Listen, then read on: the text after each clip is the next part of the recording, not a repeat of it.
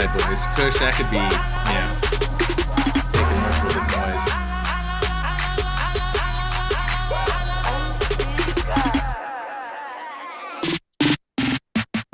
Hey, Nev.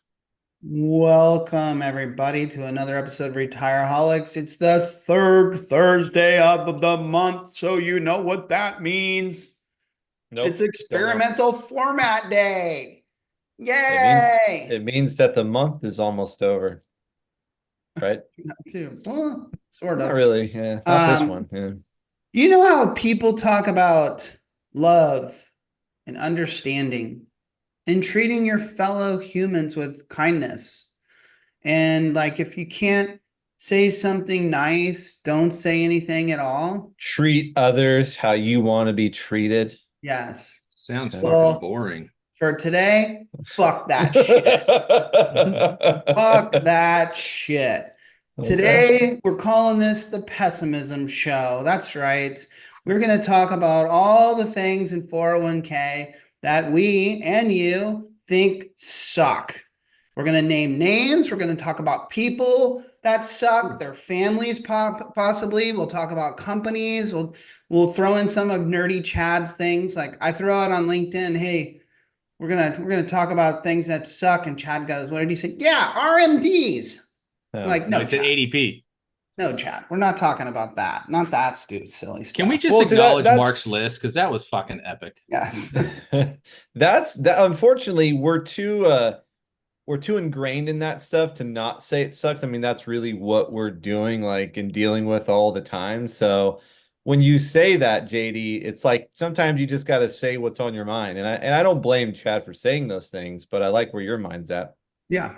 Yeah. So we'll start off with you, Mark. Let's ask you, who's the shittiest wholesaler you work with currently? Okay, let's I'll name one right now. Yeah, I'll name one right now.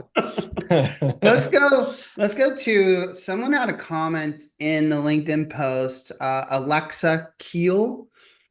I'm probably botching her last name, but she said, you know what sucks is service.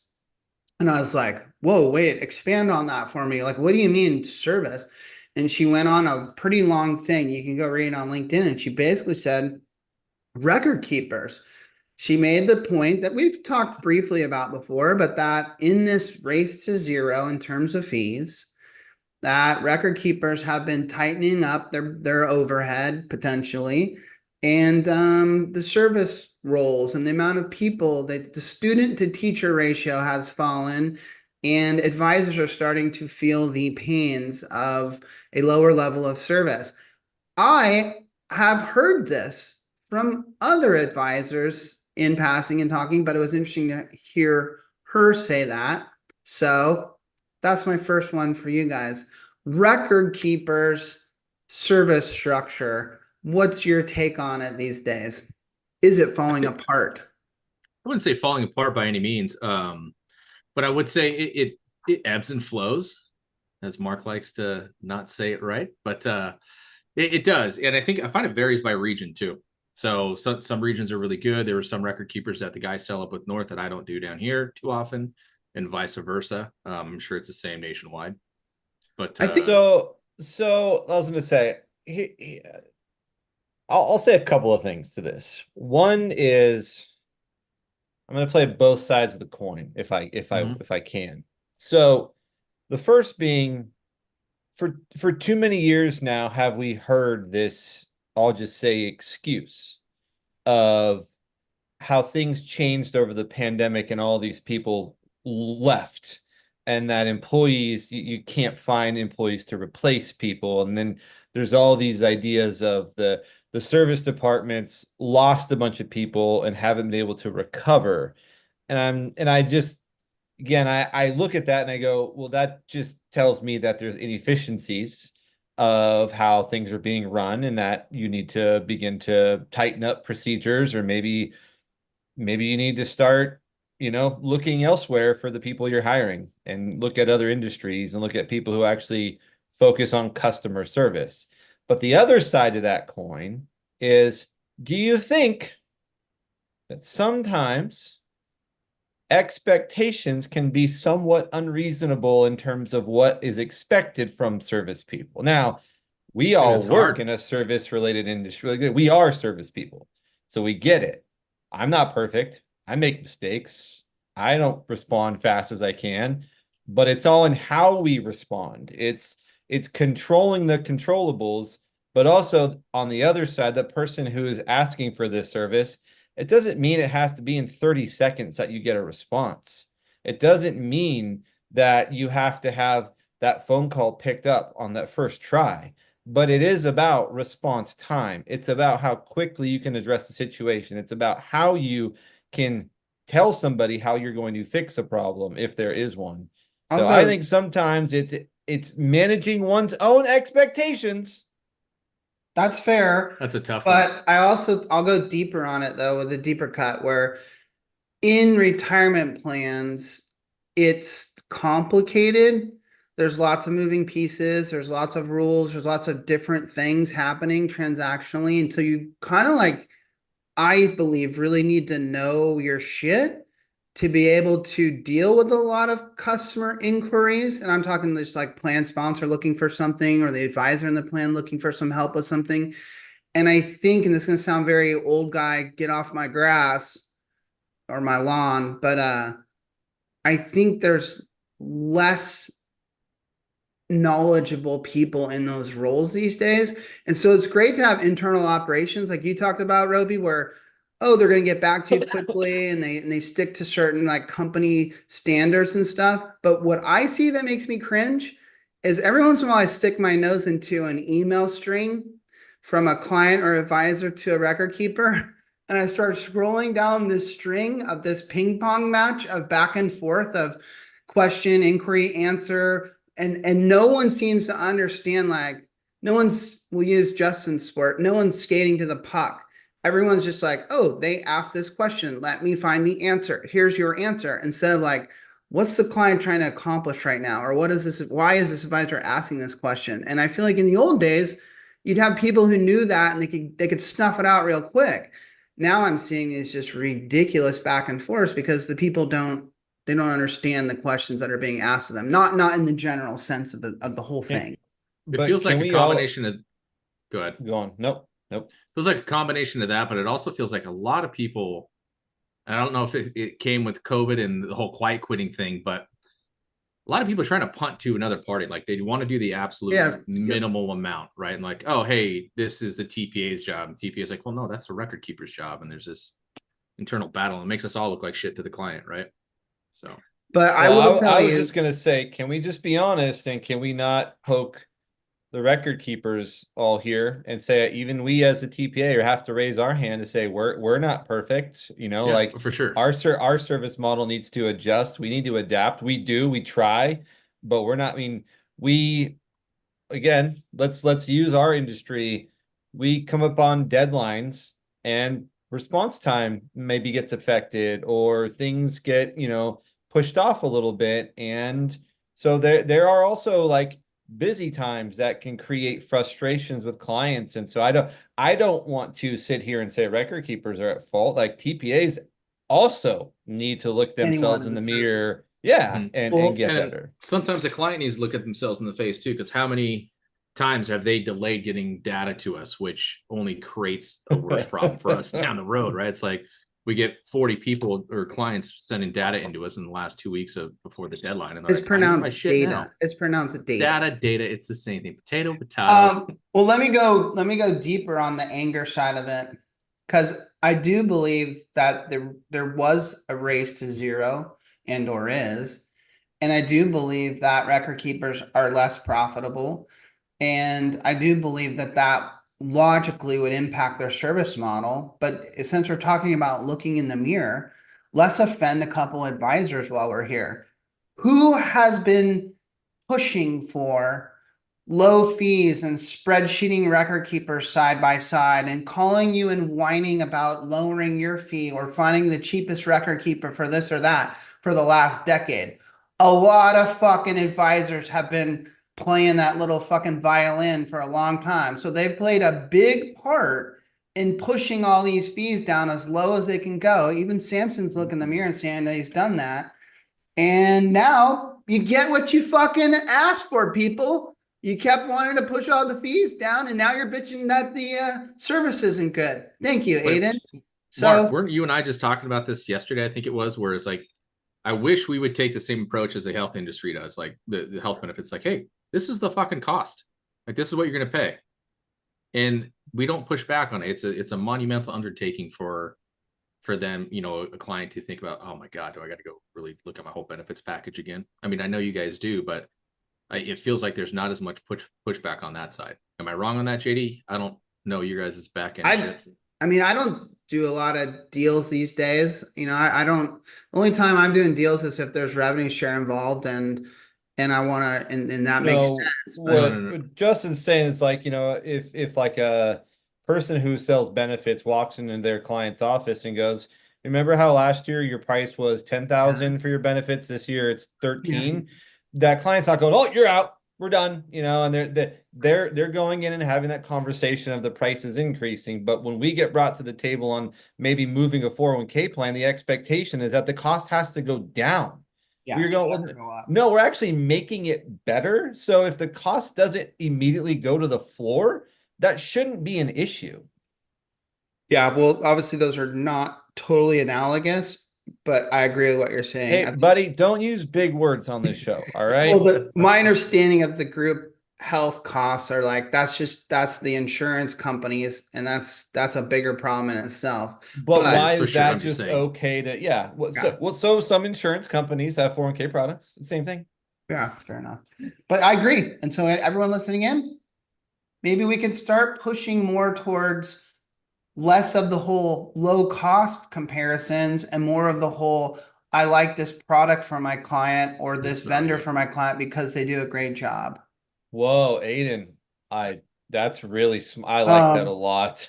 All right, I got another one for you, and sorry to pick on record keepers. We can move on from record keepers after this, but I'll tell you something that lands pretty high on my sucks list, and that is national sales directors of record keepers, or I thought we weren't picking a record keepers anymore. Anyone, I said we're gonna move on after this one.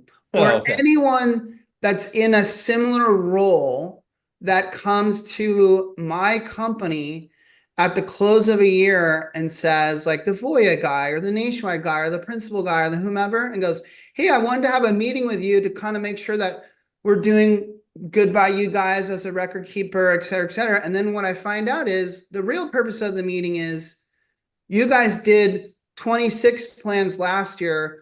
Let's set our goals for next year. We're going to up it. Let's do 45 next year. Like, what's our business model looking like? And I'm like, I don't work for you. You don't come to my fucking office and tell me how many plans I'm going to sell next year. Get the fuck out of here. I hate that shit. And you know what else they do? They print it out on these little fucking paper and they bring it to you and they're like, here's how many plans you guys sold in the last 5 years and last year. And it's like, how do we get more?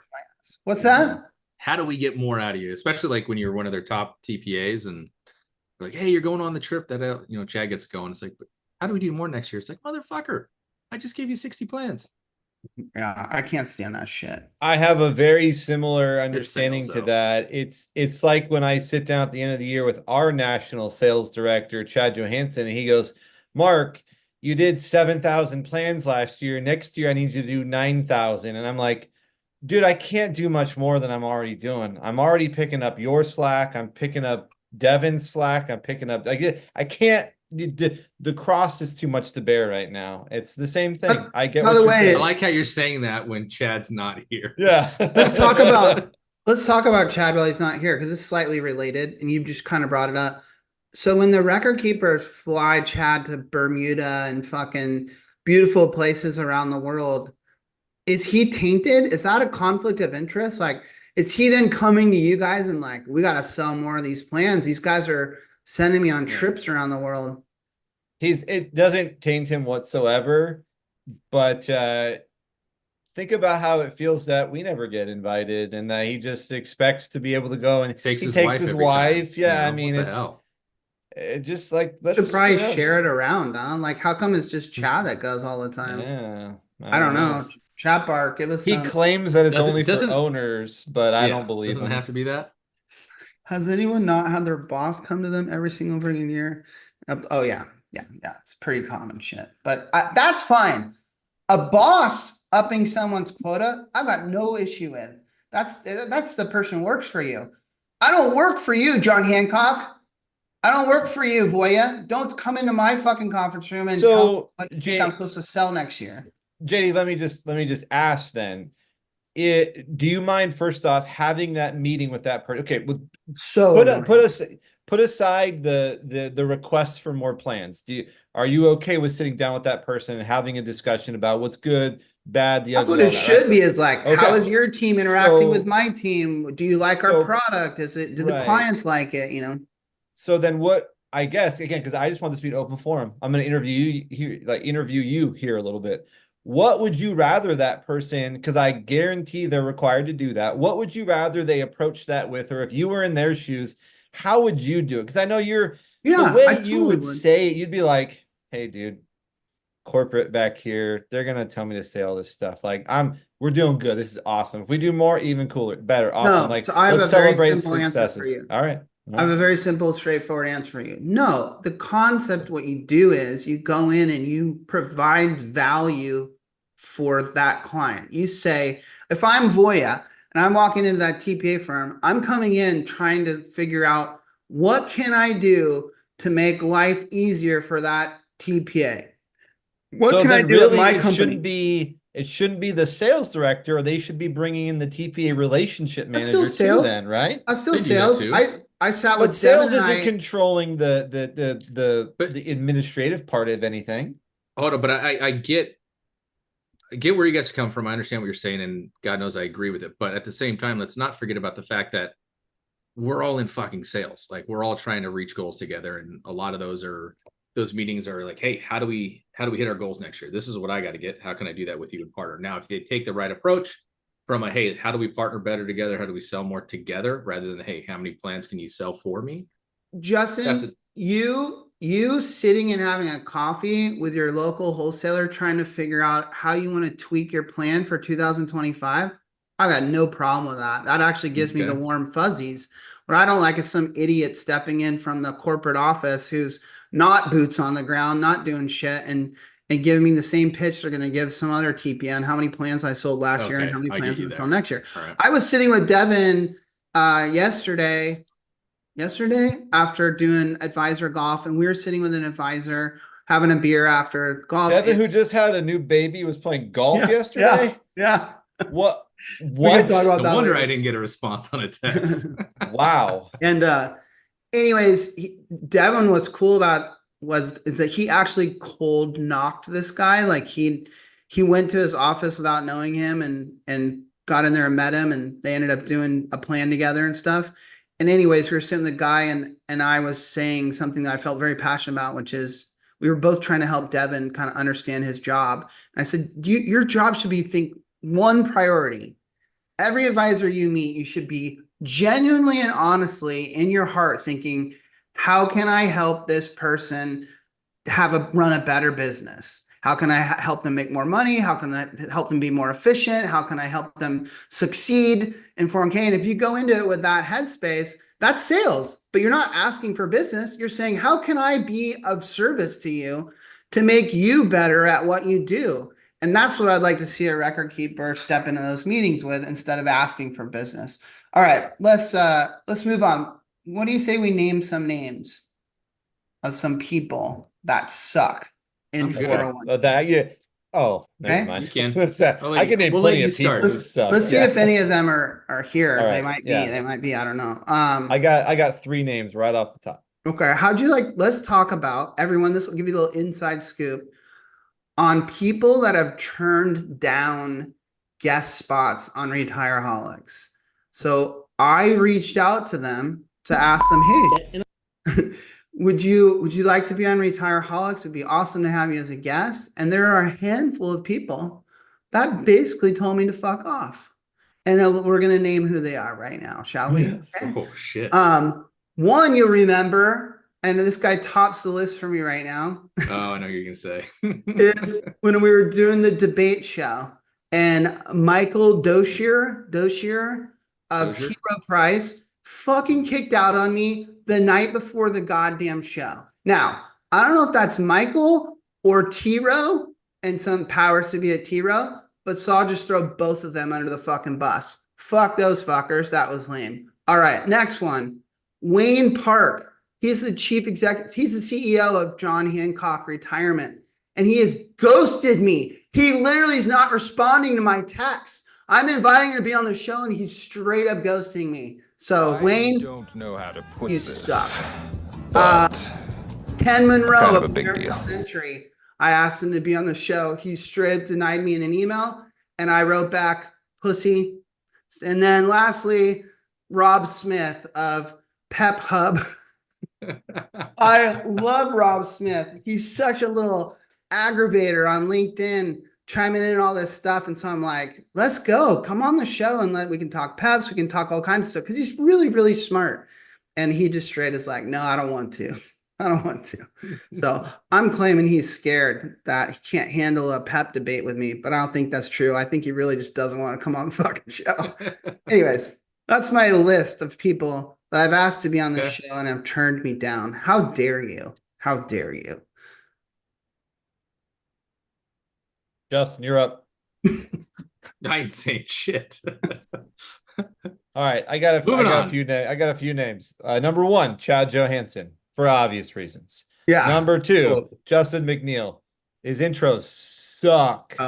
So yeah. Number three, JD Carlson. He ripped off my game. He says things about driving Lamborghinis while not actually driving Lamborghinis. Really, just get a Lamborghini and call it a day, would you? Brandon Carlson, because he's just too good at his job. Stop being so good. Maybe just suck once in a while. Make me look better, okay? Let's see. William Hackler. You're too funny. You're just amazing, and I hate you for it. Don't do this like compliment pessimism thing. Oh, that's Mark is too pure-hearted to not do that. There's this, like rap battles.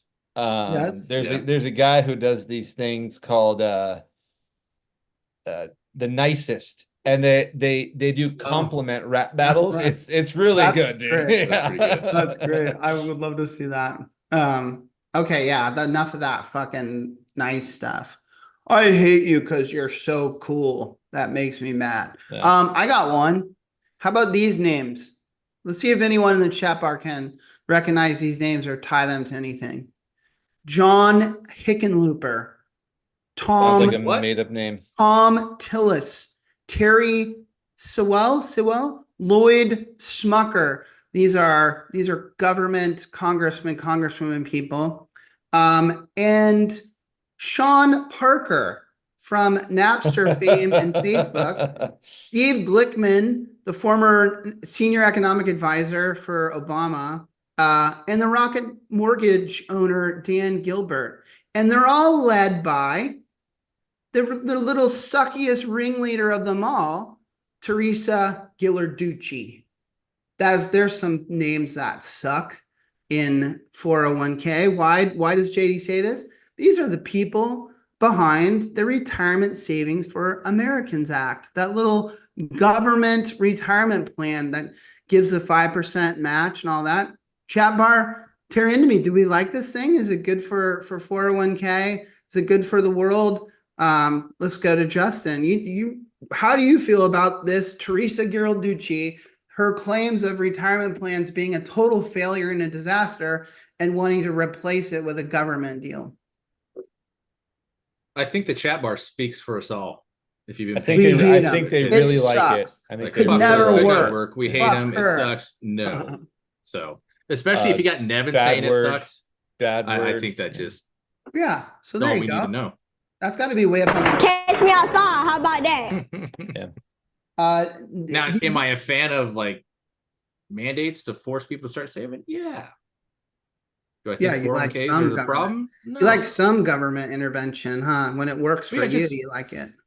Yeah, sell more plans, Yeah, to me, the government match is the one that gets the fire lit under my ass, and for a couple of reasons. One, I feel like that's the most dangerous thing to the private 401k system, is to have like a government match would be really tough to compete with, even though I believe the proposal is only go to like people of a certain income, like lower income. But also I guess I'm a is capitalist the right definition? I hate it when we look at things like a government match and think that it's free. Like, oh, we're going to get a government match. No, that's Justin's money. That's Road Guy's money. That's my money. That's everyone's money. We pay taxes. The government gets revenues from this, and they decide where to place this money. Do I want them taking that money to fix roads and bridges and create a military and make it a better world? Or do I want it so they can give a fucking 5% match to fucking people? Please fix bridges. I mean, that roads, whatever, but bridges are kind of important. They go over bodies of water, and then you could die. And we already have Social Security, so it's like I don't even understand that. So she definitely gets on the list. Teresa Galiardi. Do you know we're not the only one in a bad mood? I had no idea that Nevin Adams had written a pessimistic list of things that he was pissed off about. You would think that somebody who's supposed to be enjoying retirement would be in a far better mood than he is, you know? Like, we should talk about his retirement. He's still doing so what much was that? 401k That shit. was the scandal of the industry. Like, why did they want to convince us that Nevin Adams was retiring? What was the purpose behind it? Because it was clearly a falsity. Like we've been snookered in some big way. He's not retired. He has not gone away in any way, shape, or form. He's the exact same Nevin Adams he always was. Maybe he just has John Sullivan like sweeping up around the place, you know, but he's still working his ass off every day as far as I can tell. But he was in a bad mood. 10 pet peeves about the retirement industry. I had no idea that this had come out. Now, I think hold on, but can we be amazed at how he dropped 5 and is making us wait for the next 5? Oh, is that what? I guess I didn't count them out. There. No, it's genius. I mean, imagine like the cliffhanger. You're like, oh, now season I gotta 1, season 2. I mean, you're just getting advertising dollars from that.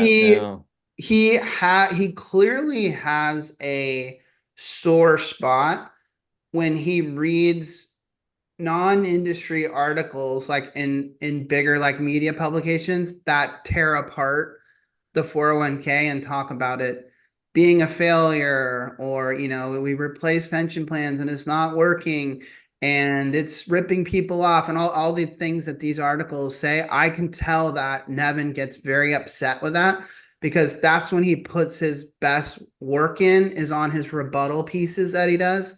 And he'll come back with these very robust kind of rebuttal pieces on why that article is wrong and why they're getting it all wrong. So God bless him for that.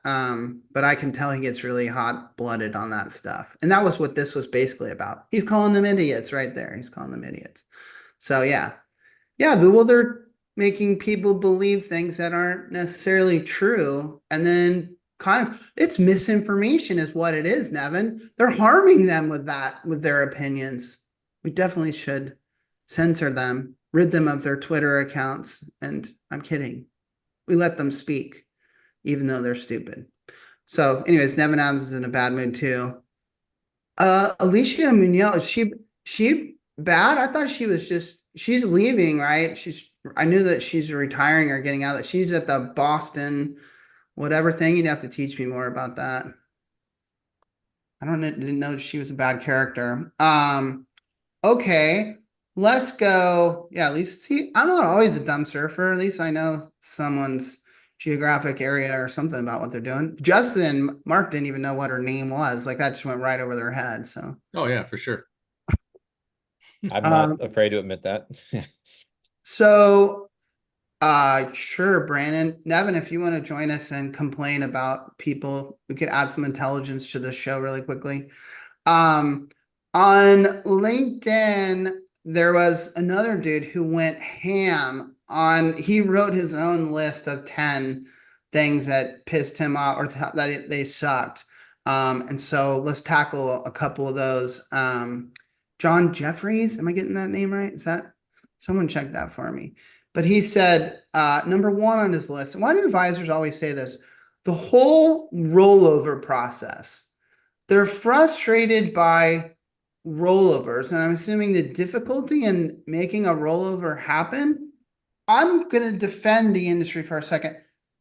We make rollovers happen, don't we? Like you request them, we do them. Yeah, like they happen, but even being Did he involved elaborate in on one, on the what is It's it? just even being tedious. involved in one on myself, helping my wife do one from a previous employee, like it was a pain in the ass, dude. Like paperwork nobody on both talks to sides. each other. There's paper here, there's electronic here. You got to send things there. Like it can be very cumbersome. It can be just confusing. Again, now having dealt with things like that before, I feel like I have a level of understanding. But even me, like using myself as an example, I was like, this sucks, dude. It was not something I want to do again.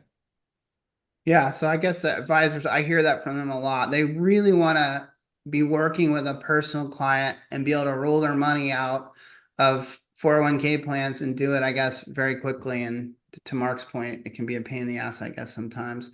Yeah, Nevin says it's unless you're rolling it from a 401k to the same provider's IRA, it can get clunky. Yeah, Slow, painful. But I'm sure if you talk to the guy who sits in our office that does it, he'd be like, what? Come on, bro. I'm doing all kinds of these things all the time. Well, yeah, he is, but he's also having to tell them what to do before getting to that point, and that participant or that HR, and so whoever, they're like, throwing their hands up from time I to like time. this one.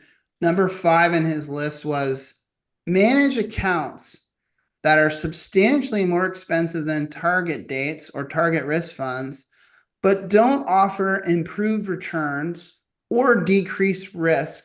And this is my favorite part. And then he says parentheses. So like all of them. He was throwing darts there. He's not wrong. So he thinks managed accounts suck because we have somebody. Yes, get him up here. Let's ask him about his five pet peeves. Is that what we got going on? So far. Although let's ask if he'll reveal one of his other ones on our show. Oh, that's a great call. Okay. Okay. All right. Was I close to reality? Good shirt choice, Nevin. Good shirt choice, buddy. Hold on. Hey, welcome back, dude. It's so good to see you. It is good. Yeah. Likewise, guys. How you been? Good. Thanks. Was I right or was I wrong? Do you squirm when you read those big national articles that rip apart the 401k? Because I always feel like you put a lot of effort into the response. Well, the good news is after a while, you just recycle it. Same response, not same rebuttal. Because it's the same bullshit. And what I hate is they all get picked up in syndication. Every time Teresa Galiardi writes a column on Forbes, it gets picked up by all the news services and you get the headlines. And there's never any context. There's never any background. There's never any basically rebuttal or questioning. They just take it, verbatim. And our industry, which is why I wrote the column, our industry is pouring fuel on this friggin' fire. We talk about a retirement crisis like we're living one. Why do we talk about it? We talk about it because we think somehow that'll help move the needle if it's a crisis, right? But it's stupid because everybody, then they say, see, even this industry says this. And then the things in this week's, the one you're talking about this week's, we got people, they ask people who've never done a retirement needs calculation. We don't know anything about these people. And they say, so how much do you think you'd need for retirement? It's probably the first time they've even thought about it. And then they average those stupid numbers and they publish it like a headline. Like you need $2 million in order to retire. Shit, most people don't need anything near that much money, but we don't point that out. It's a perfect opportunity to say, look, people are saying they need 2 million, but you know what? They might not, but they need to take the time to do the calculation. They don't say that. They just let the numbers sit out there. Yeah. Think about the stress that puts on those people if they're not educated on it either, thinking, oh my God. They don't need, then would you try it? Yeah, exactly. Would you sit there and try it? I mean, and everybody, we just sort of accept this notion. Some of the people in the chat room are saying it, we've got a crisis. Well, I'll grant you, there are some people out there who are going to be looking down the gun barrel of a crisis. That's true. But mostly it's because they don't have access to a 401k plan to do something about it to begin with. The system, this is where Andrew Biggs has been such a godsend. he points out the actual government data. I mean, I'm living in retirement, folks, and I'll grant you, I'm an exalted, whatever, but you don't need, so numbers this industry uses to tell people what you have to live in retirement don't apply to most people. You don't want to run short, and I don't regret over saving, but we are scaring people ridiculously for no good reason. Well, and other than, you're this- also the si- always, I've seen some of the TV interviews that they've done on this type of thing, and they're interviewing people who are really struggling. And it's like, you're always going to find people that didn't responsibly live their life and now are paying, for that later in life. That's going to happen no matter where you are and what's going on, unless you think that the government is just supposed to literally take care of everyone. But we do a pretty decent job of that around here in the United States of America. So my point is, I don't care if you had great 401ks or pension plans, or you have Teresa's plan, people are still going to fuck that up. And you're always going to have those outliers of course. But that's the most recent thing. The most recent thing is we're going to try and fix some of the social inequities, the economic inequities of society in retirement. It's like, no. The problems need to be fixed earlier on, and they're part of the income system and that kind of thing. You can't. Can put you that give us an extra burden. update on? Can you give us an update on RSAA? Like, that was big talk in 2023, but It's is not it dying, guys. not dead? It's not dead. Every other week, there's some other congressperson signing on as a co-sponsor. So they're And it's- still trying to add to the Yes. team of supporters. It's creeping forward. Now there's a lot of things that could upend it. God knows, the ARA is working really hard along with other organizations to help put that out. But a lot of the folks are buying the line. They're not seeing the camel's nose under the tent thing.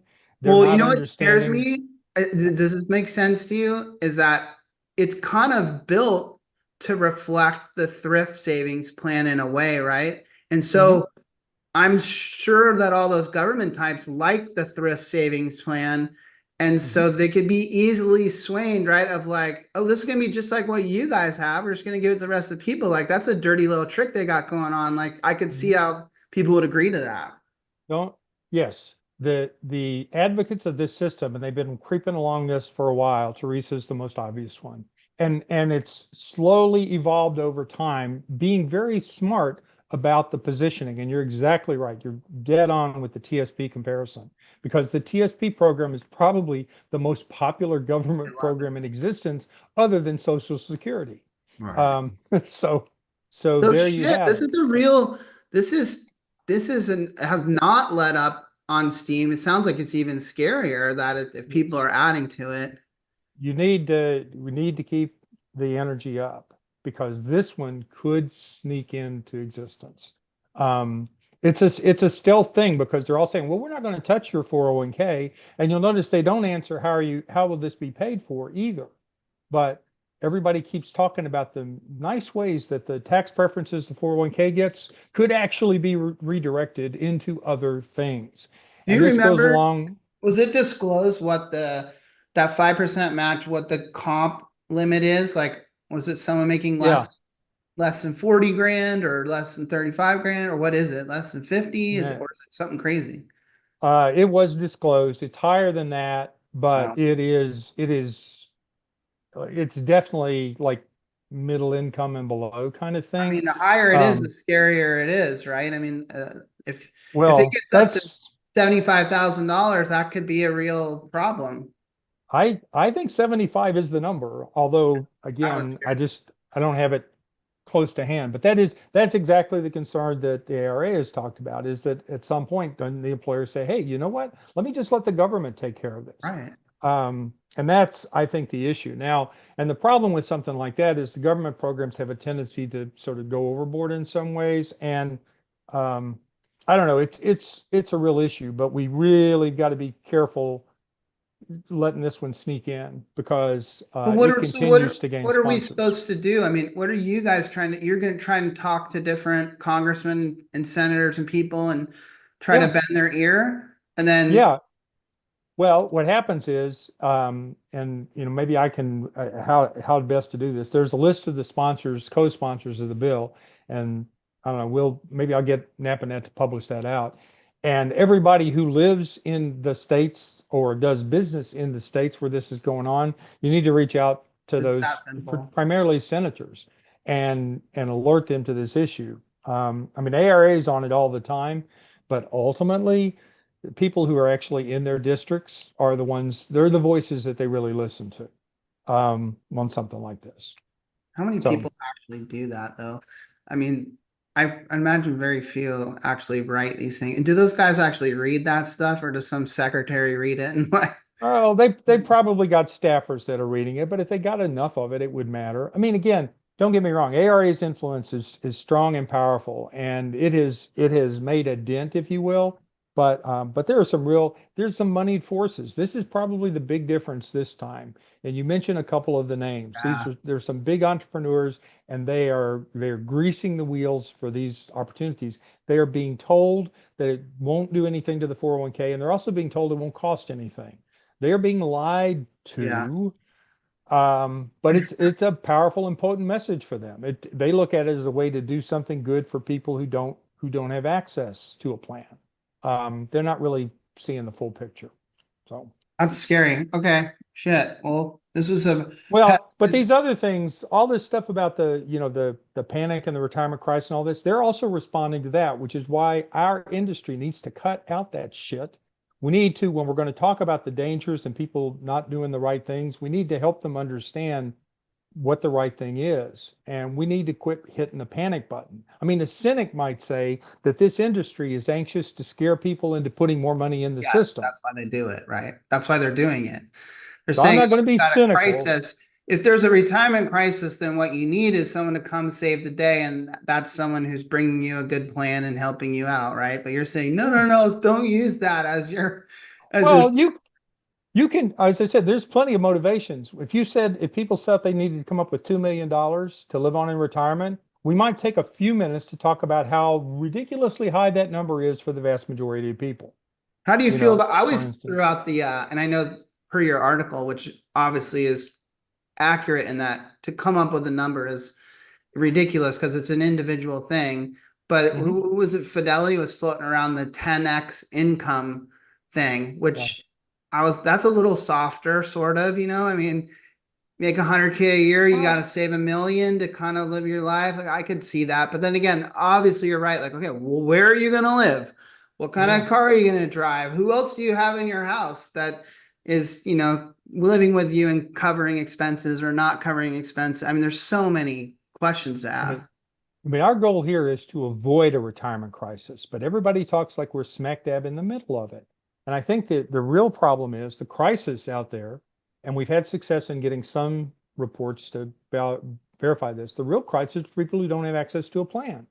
There's nothing that stops people from just going on their own and opening their own account, their own IRA and stuff like that. As a plan, that sucks relative to a 401k, but still, there's an opportunity here. Now, you've seen Cerulli's numbers. We're talking 300,000 more plans or something like that. Well, I was just going to ask you, and I hate to use these guys as an example, but I would say human interest has had some success in that they're approaching like 40,000 plans that they've got on the books now or something like that, maybe more than that. And Guidelines had kind of similar success.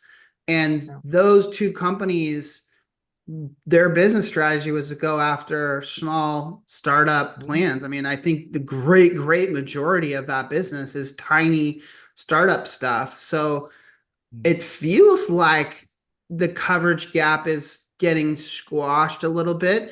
This has got to be a big deal for the ARA. Are you able to measure that in any way, shape, or form and feel like we're making progress or not making progress in terms of the coverage gap? Because I would think the success of those companies would be some type of indicator that that's happening a little bit. Sure, they can, but unfortunately, the official data lags a couple of years. Yeah, so you're always looking back, and so you can extrapolate from some of that kind of reporting and stuff like that. But you got to be careful with that because sometimes sometimes people who are building a business have a tendency to round up. And Oh, they can't do that. yeah, I'm just happy. No, but Can't. All right, Yeah. you want to talk something that I thought sucked is, since we're on it, originally when you asked guideline and human interest in these disruptors, who, let's remind everyone listening in, these are venture capital backed businesses with hundreds of millions of dollars invested in them to disrupt Wall Street, if you will. But when you'd ask them how many plans they had and try to get a gauge on their success, their Silicon Valley vibe is not to tell you. They, in the beginning days, they would not tell you how many plans they, and I remember getting in a very heated argument with one of them saying, look, you don't understand our industry. Advisors are helping clients choose vendors. They have to vet those vendors out. And part of vetting them out is to understand like their business and is it stable and how many clients do they have and how many employees do they have and all these types of things. So you can't play your Silicon Valley venture capital game on us that's somehow locked behind a closed door. You have to tell us what's going on so we can properly offer you up to a client, to a plan sponsor, because they have a fiduciary responsibility to make this decision. You know, they're not buying hammers out of the store. They're buying, a company sponsored retirement plan.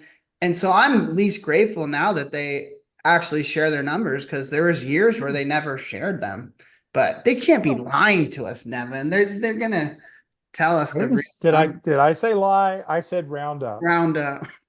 Well, you can't round up from Sometimes 30,000. those sales numbers are aspirational, which doesn't mean they're not real. It doesn't mean they're not based on something. It just means they're in process. Well, I didn't like them to begin with, but I've said many times the egg is on my face, because I mean, they've sold a lot of plans in a very short. Think about that for a second. Voya's been around for so long, and they're approaching companies like Voya and Principal and passing companies like Nationwide and Transamerica, who've been doing this for, decades. And these guys have been around for 6-7 years, and they're passing them in terms of total plans. Like, they are doing what they said. Anyways, I mean, they're leveraging the payroll companies too, which is helping them out a lot. Oh, for sure. Oh, Yeah, yes, that was yeah. the key to their success. Okay, well, Mark asked it, and then we'll let you go. Can you give us a hint at one of the next 5? No, not a hint. Can you just tell us number 6? We're just going to be direct and say it. Sure, number 6, and you actually got a hint of it this week. There's a couple of consultancies out there that every year talk about how does the U.S. retirement system stack up compared to other plans in the world.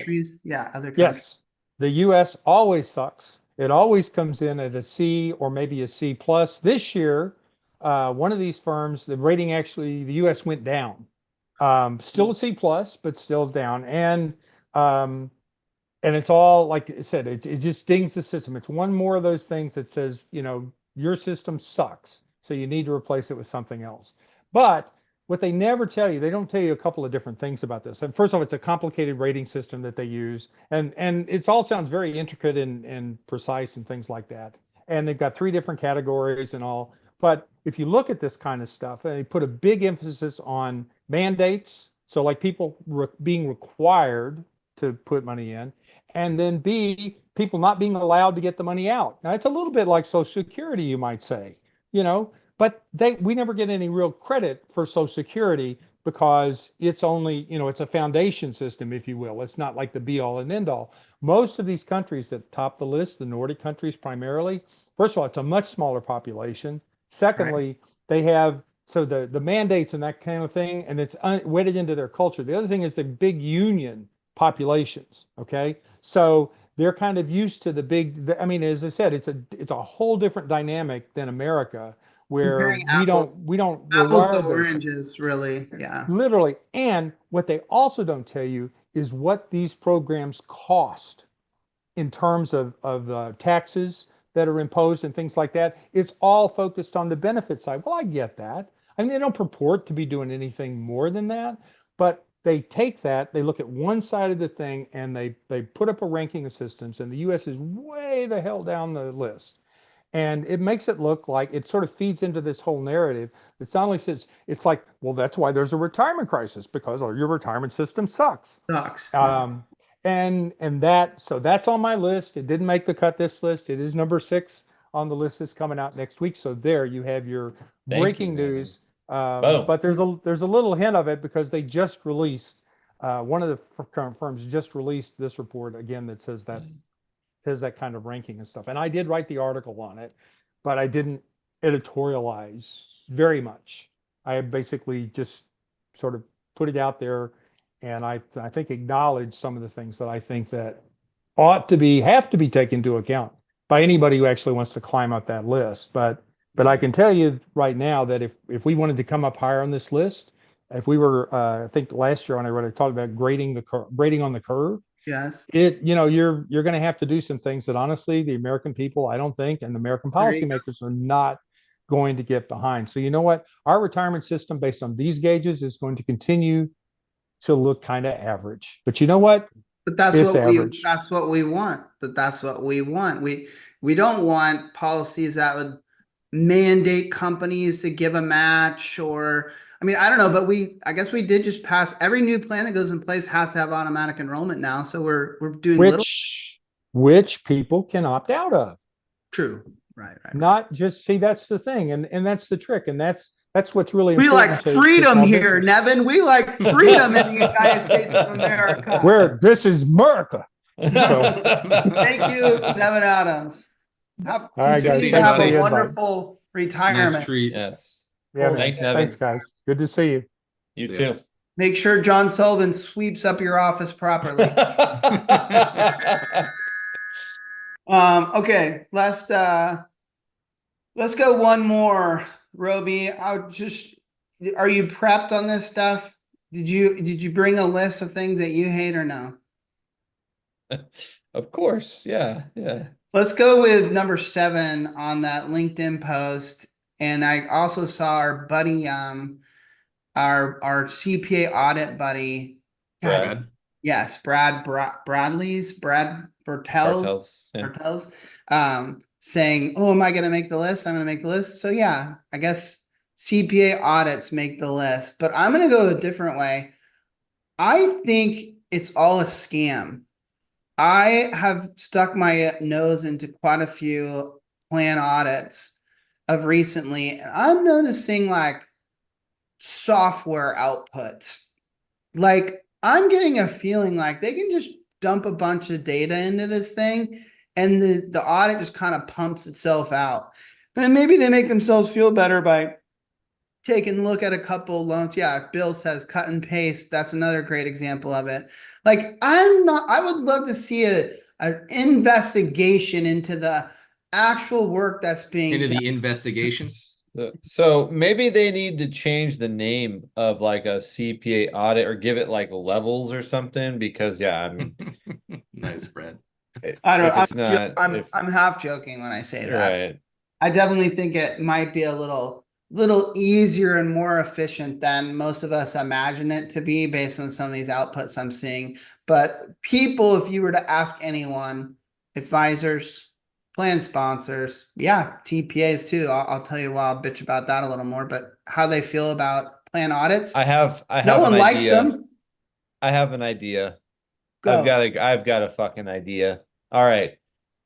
I think this is how TurboTax was born, where somebody sat there and said, "Oh, I could do what my CPA does for me. Yes.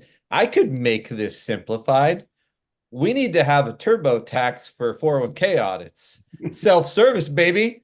Hey, I just did my 401k audit myself."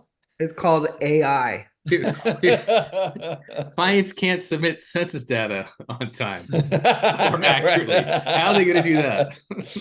Well, I definitely. I'm kidding, Brad. I would never do that. But I've never poked my nose into what you're poking your nose into, JD. And obviously, I know that there's got to be a lot of work involved going on there, and I have full trust in quality firms like what Brad Bartels represents. I don't know about the others. I don't know. It'd be a fun task because I think sometimes they don't even look at the things that you would think they should be looking for. Like they kind of check standard boxes of things they're supposed to do, but I feel like there's other things that can happen improperly in a plan that an audit doesn't really look at. Like, I'll give you an example. Like, this is going to sound funny coming from a TPA, but I have had these weird thoughts about ADP tests recently. Like, all the ADP tests that happen all across the country every year, like, are they done accurately? Like, are the right people on the census and the right information? And are they letting us know know the data? Do we know if there's 6 or 7 family members with that are actually being earmarked as such and are actually HCEs? Like, no. And then lastly, like during a point of sale today, right? I got the census and it just had one owner, and as I'm going through the whole thing, the owner's like, "Hey, so person sitting next to me is an owner." Oh, okay, great. Go through the rest of it. I'm doing the illustration, updating it on the fly. Get to another employee. Oh, that person is the new owner's son. I'm like, fucking tell me this shit beforehand. I just feel like I think if you ask the client that they get an audit, they'd be like, yeah, we get an audit. So it makes sure everything's done right. And I'm like, nah, it's really just making sure that like money's going where it needs to go to, and it's not being siphoned out. And I mean, Brad, rip on me in the chat bar if I'm getting this wrong, but I don't think anyone's really looking at, oh, was the testing done right? And, are the results from this ADP test accurate? And so you said it's all about the data, which is totally true.